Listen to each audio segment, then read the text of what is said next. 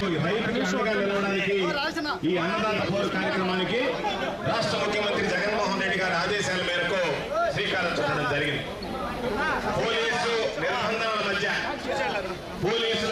ఈ ప్రభుత్వం అనుసరిస్తున్నటువంటి రైతు వ్యతిరేక విధానాలను నిరసిస్తూ ఒక కార్యక్రమాన్ని రూపొందించి అందులో భాగంగా రైతుల సమస్యలకు సంబంధించి పరిష్కరించండి అని చెప్పి కోరడానికి ప్రతి రెవెన్యూ డివిజన్ పరిధిలో ఒక కార్యక్రమాన్ని ఏర్పాటు చేసి ఆయా నియోజకవర్గాలు ఆయా రెవెన్యూ డివిజన్లో ఉండేటువంటి ఆ రెవెన్యూ ఆర్డీఓలకి వినతి పత్రాలు ఇచ్చేటువంటి కార్యక్రమానికి ఈరోజు శ్రీకారం చుట్టాం. ఎన్నడూ చూడనటువంటి విషయం, ఈరోజు కలెక్టరేట్కి వస్తే కలెక్టరేట్కి సంబంధించి అయ్యా మాకు ఇన్ని సమస్యలు ఉన్నాయని చెప్పి మాట్లాడడానికి వస్తే దానికి సంబంధించి ర్యాలీగా వచ్చేటువంటి పరిస్థితుల్లో ఏ ప్రభుత్వం అధికారంలో ఉన్నా సరే ఆ ప్రభుత్వం ఎప్పుడు కూడా నిర్బంధించేటువంటి పరిస్థితి ఉండదు. ఈరోజు పర్మిషన్కి అప్లై చేస్తే అర్ధరాత్రి 2 గంటల ప్రాంతంలో వాట్సాప్లో పెట్టారు 19 నిబంధనలు. మీరు మాట్లాడకూడదు, మీడియాలో అనుచితమైనటువంటి వ్యాఖ్యలు చేయకూడదు. ఉచితమైనటువంటి వ్యాఖ్యలు ఏందో నాకు తెలియదు. అనుచితమైనటువంటి వ్యాఖ్యలు చేయకూడదు, మైకు మాట్లాడకూడదు, 15 మంది మించి నడవకూడదు అని అనేక రకాలైనటువంటి నిర్బంధాలతో ఈరోజు ఎక్కడికక్కడ అరెస్ట్ చేయడం, హౌస్ అరెస్ట్ చేయడం, దారి పొడిగితే చెక్ పోస్టులు పెట్టడం, అడ్డుకోవడం, డిఎస్పీలు, సిఐలు, ఎస్ఐలు, స్పెషల్ పార్టీ పోలీసులు, నెల్లూరు జిల్లాలో ఉన్నటువంటి పోలీసు మొత్తాన్ని మోహరించడం, ఇది దురదృష్టకరమైనటువంటి విషయం. నెల్లూరు జిల్లాలో అనేక సందర్భాలలో వైఎస్ఆర్ కాంగ్రెస్ పార్టీ నిరసనలు చేసింది. వైఎస్ఆర్ కాంగ్రెస్ పార్టీ అధికారంలో ఉన్నప్పుడు తెలుగుదేశం పార్టీ ఇటువంటి నిరసన కార్యక్రమాలు చేపట్టింది. ఏ రోజు కూడా మేము అడ్డుకున్నటువంటి నేపథ్యం లేదు. ఈరోజు ఈ ప్రభుత్వం తప్పులు చేస్తూ ప్రభుత్వ తప్పుల్ని ఎత్తి చూపిస్తే ఆ ఎత్తి చూపించకూడదు కాబట్టి ఎత్తి చూపించేటువంటి వాళ్ళ మీద మేము కక్ష సాధింపులకు పాల్పడతాం, అణచివేస్తాం, ఆ గొంతులను నొక్కి పెడతాం అనేటువంటి విధంగా ఈరోజు కూటమి ప్రభుత్వం చంద్రబాబు నాయుడు ప్రయత్నించడం అనేటువంటిది దుర్మార్గమైనటువంటి విషయం అని చెప్పే సందర్భంగా తెలియజేస్తున్నాను. ఈరోజు ఎన్నడూ లేదు. నేను వ్యవసాయ శాఖ మంత్రిగా పనిచేశాను జగన్మోహన్ రెడ్డి గారి మంత్రివర్గంలో. రైతులకు సంబంధించి ఈ జిల్లాలో మా ప్రభుత్వం ఉన్నన్ని రోజులు, మేము ఉన్నన్ని రోజులు ఏ రోజైనా సరే రైతు అనేటువంటి వాడు రోడ్డు ఎక్కాడా అనేటువంటిది ఒకసారి ఆలోచించండి. ఎరువులకు సంబంధించి కానీ, విత్తనాలకు సంబంధించి కానీ, పంట నష్టానికి సంబంధించి కానీ, పంట నష్టానికి రావాల్సినటువంటి నష్ట పరిహారానికి సంబంధించి కానీ ఎన్నడూ కూడా ఏ సీజన్లో నష్టం జరిగితే ఆ సీజన్లోనే రైతులకు సంబంధించినటువంటి నష్టపరిహారం ఇచ్చినటువంటి ఘనత ఆనాటి ముఖ్యమంత్రి జగన్మోహన్ రెడ్డి గారిది అని చెప్పి సందర్భంగా గుర్తు చేస్తున్నాను.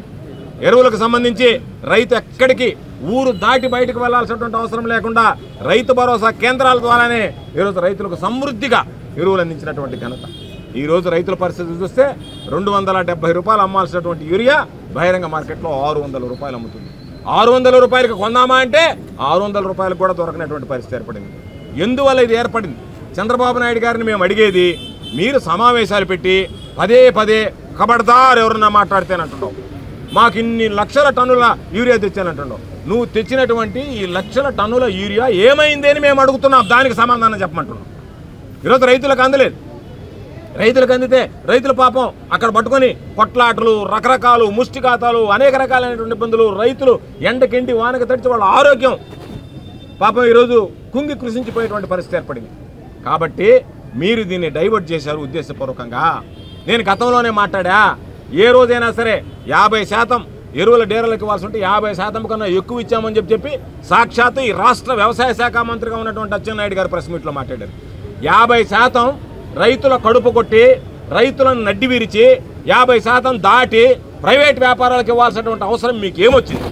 ఏమి ఆశించి ఈరోజు రైతులకు సంబంధించి మీరు ద్రోహం చేసి ప్రైవేట్ వ్యాపారులకు మీరు యూరియా అందించారనేటువంటి దానికి సమాధానం చెప్పాల్సినటువంటి అవసరం ఉంది. 200 కోట్ల రూపాయలు ఈరోజు దాదాపుగా చేతులు మారాయి. ఈ 200 కోట్ల రూపాయల కమిషన్లు కక్కుర్తిపడి మీరు, మీ పాలకులు, కూటమి ప్రభుత్వంలో ఉండేటువంటి వాళ్ళందరూ రైతులకు ద్రోహం చేసి ఈరోజు రైతులు నానా ఇబ్బంది పడి, ఒక పక్క అతివృష్టి అనావృష్టితో ఈరోజు రకరకాలైనటువంటి ఇబ్బందులు పడేటువంటి పరిస్థితి ఏర్పడింది. ఇటువంటి పరిస్థితులు ఎన్నడూ చూడలేదు. ఎందుకంటే చంద్రబాబు నాయుడు ఏ రోజున్నా సరే రైతులకు అరిష్టం అనేటువంటిది గుర్తుంచుకోండి. వ్యవసాయం శుద్ధదండగా అన్నటువంటి వ్యక్తి మహానేత రాజశేఖర రెడ్డి గారు చంద్రబాబు నాయుడు తర్వాత వ్యవసాయం పెద్ద పండగ అంటే జగన్మోహన్ రెడ్డి గారు రైతు బాగుంటేనే రాష్ట్రం బాగుంటుందని చెప్పి దానిని ఆచరించినటువంటి వ్యక్తి. కాబట్టి ఈరోజు యూరియాకు సంబంధించినటువంటి సమస్య, దీనితో పాటు నెల్లూరు జిల్లాకు సంబంధించి 2వ పంట ధాన్యం ఈరోజు దిగుబడి ప్రారంభమైంది. కోతలు ప్రారంభమయ్యాయి, ధాన్యం మార్కెట్లోకి వచ్చింది. కేఎన్ఎం వెరైటీ ఏదైతే ఉందో దానికి సంబంధించినటువంటి గిట్టుబాటు ధర 19,770 రూపాయలు ఉంటే, గతంలో 19,400 రూపాయలు ఉంటే మార్కెట్లో 24,000 నుంచి 25,000 రూపాయల వరకు కొనుగోలు చేసినటువంటి నేపథ్యం ఉంది. పుట్ట 850 కేజీలు. ఈరోజు ఈ ప్రభుత్వం అధికారంలోకి వస్తే 15,000 కొనుగోలు చేస్తున్నారు. అదేవిధంగా 1000 పదులు చూస్తే 14,000కు అడిగేవాళ్ళు లేరు అని చెప్పి రైతులు కూడా వెళ్ళబోసుకుంటున్నారు. శ్రీ రాజరాజేశ్వరి అమ్మవారి దేవస్థానం దర్గామిట్ట నెల్లూరు 19వ శ్రీ రాజరాజేశ్వరి అమ్మవారి మాలాధారణ కార్యక్రమం సెప్టెంబర్ 10వ తేదీ బుధవారం ఉదయం 9 గంటలకు శ్రీ రాజరాజేశ్వరి అమ్మవారి దేవస్థానం నందు అర్ధమండల మాలాధారణ కార్యక్రమం నిర్వహించబడును. ఆసక్తి గల అమ్మవారి భక్తులు మాలాధారణ కార్యక్రమంలో పాల్గొనవలసిందిగా కోరుచున్నాము. ప్రతిరోజు ఉదయం సాయంత్రం అమ్మవారి భజన కలదు. ఇట్లు సన్నపురెడ్డి పెంచలరెడ్డి, శ్రీ రాజరాజేశ్వరి సేవా సమితి వ్యవస్థాపక అధ్యక్షులు మరియు అమ్మవారి భక్తులు.